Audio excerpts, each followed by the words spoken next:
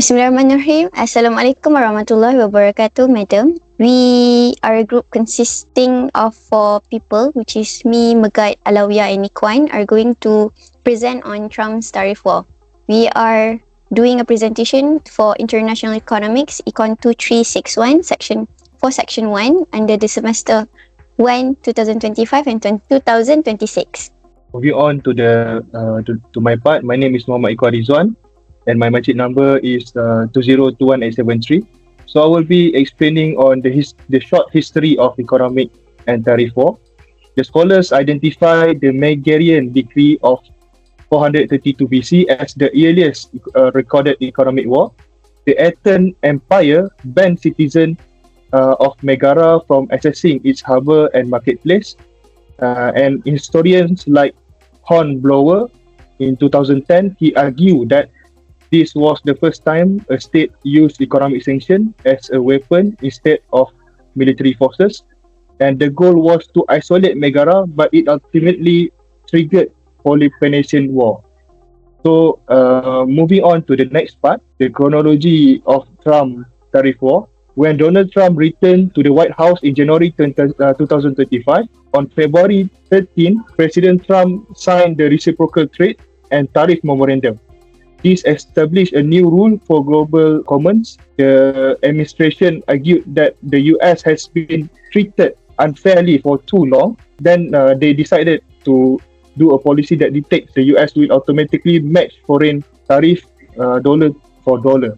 Meaning that if India giving a tariff to US 100%, they will give a tariff 100% also. The action followed on April 2, 2025, a date the president called Liberation Day. He issued an executive order that applied a universal baseline tariff of 10% on almost all foreign import. It also activated specific reciprocal tariff on nations with large trade surplus. This means that the goods from China face steep tax increase to match their various American companies forced abroad. By late 2025, the conflict peaked. The administration used this new law to push the effective tariff on Chinese goods to 60%. This was followed by a push to revoke China permanent normal trade relation status. And according to the Peterson Institute in 2025 also, this treat China as a hostile adversary and forced American companies to decouple entirely. Bismillahirrahmanirrahim. My name is Sarah binti Muhammad Hairul Hasmadi, metric number 2311974. So we'll be moving on with the next slide on tariff imposed item. So as we all know, the United States has imposed a 24% tariff on goods imported from Malaysia, effective from April 9th, 2025. We are aware that this rate is lower than those imposed on China, Vietnam, Thailand and other countries. We also know that the tariff is expected to negatively affect Malaysia's external sector, as it may disrupt supply chains, reduce global demand and increase business operating costs. As shown in the slide, there are several key industries that are expected to be affected, which is the first one is electrical and electronics, E&E products, which is one of Malaysia's most significant sector. Second is machinery and mechanical equipment. Third is optical and scientific equipment or medical machines. Fourth is rubber products. Fifth is furniture and lighting or building materials. And last one is palm oil and palm products. Next. Okay, so the White House sees the US goods trade deficit amounting to almost 1.2 trillion as a sign of economic weaknesses caused by what it considers as unfair trade practices by other countries. US believes that this trade deficit is the result of both tariff and non-tariff barriers, which they believe should be addressed through country-specific tariffs imposed by the US. So, which is why, if we discuss about the rationale or the objective of the tariff imposition, Trump claims that there are 3 main reasons for imposing such reciprocal tariff. The first one is to reduce US trade deficit. Second is to bring manufacturing jobs back to the US. And the third one is to use tariffs as pressure to force other countries to make trade deals. Thank you. Next slide. Assalamualaikum warahmatullahi wabarakatuh. My name is Nur Alawiyah binti Johari, metric number 2318050. So moving on to the next part, I will talk about the Malaysia at the trade war crossroads. So basically, Malaysia is involved both directly and indirectly because it trades with both states, which is US and also China. So China has become Malaysia's largest trading partners in Asia with approximately 34.7% of total trading since October 2025, which shows how important China is to Malaysia's economy. At the same time, in 2024, Malaysia's trade with the US increased by 30.3% to 71.39 billion US dollar, so making the US Malaysia third largest trading partner. However, US tariff directly affected Malaysia's export by US tariff policies, and it's indirectly decreased the demand for Malaysian imports. Next, moving on to the economic impacts to Malaysia by focusing both negative impacts and also positive impacts. So on the negative side, Malaysia experienced slower economic growth. So this is because China is one of Malaysia's main trading partners. So when China economy slowed down due to US tariff, so it bought fewer goods and materials from Malaysia. So this reduced Malaysia's export and increased the risk to GDP growth.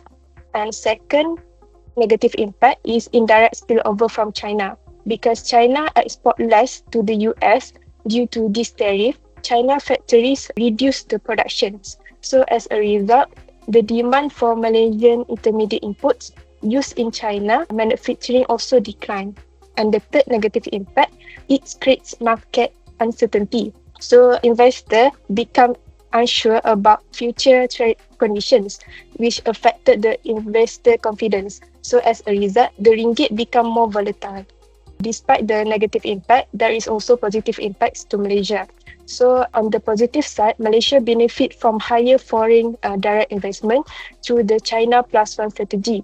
So basically, this strategy is when many multinational companies want to reduce their dependence on China. So they move part of their production to other countries. So Malaysia become an attractive alternative due to its infrastructure and also strategic locations.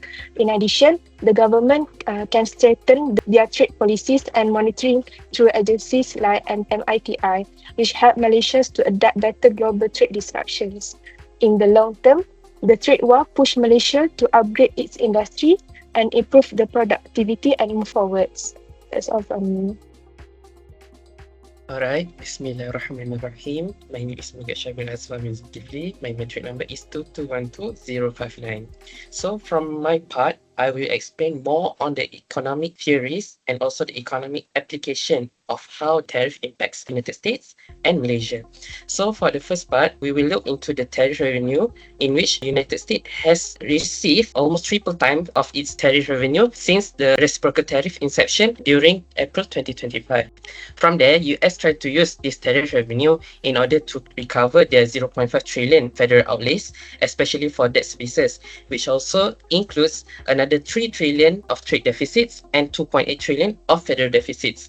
Lastly, US also is expected to have annual average increment of inflation around 0.4% after the imposition of reciprocal tariff in the year 2025 until 2026.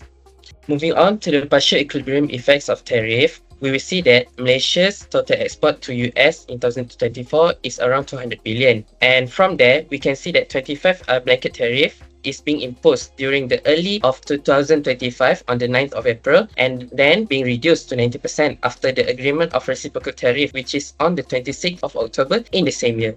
China, on the other hand, have been hit by 42% of reciprocal tariff, but after that, they reduced it to 32% after Washington decided to have trade truce with China. On the left side of this slide, you can see we have the general theoretical tariff impact equilibrium. From here, we can see there is 4 parts that has been enjoyed by United States. For the first part, the yellow part, is the government revenue that the US received after they imposed the tariff on all products from any particular country that they wanted to.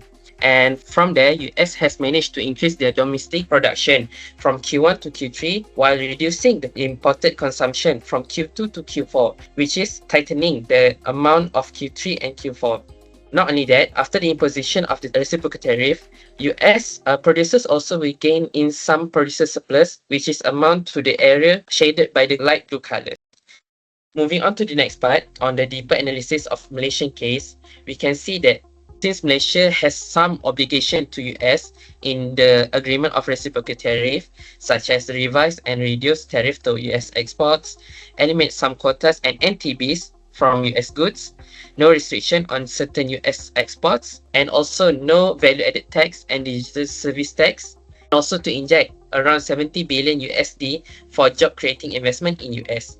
From here, we can see that in the swan diagram, the tariff has led nation to be at a slightly worse off position, which can be seen in the green colored dot, which shows the 2025 condition estimation, but not including the quarter 4. In that, we can see that Malaysia has been in a slightly low point of the external balance, since we assume that the tariff overall impact is being fully absorbed.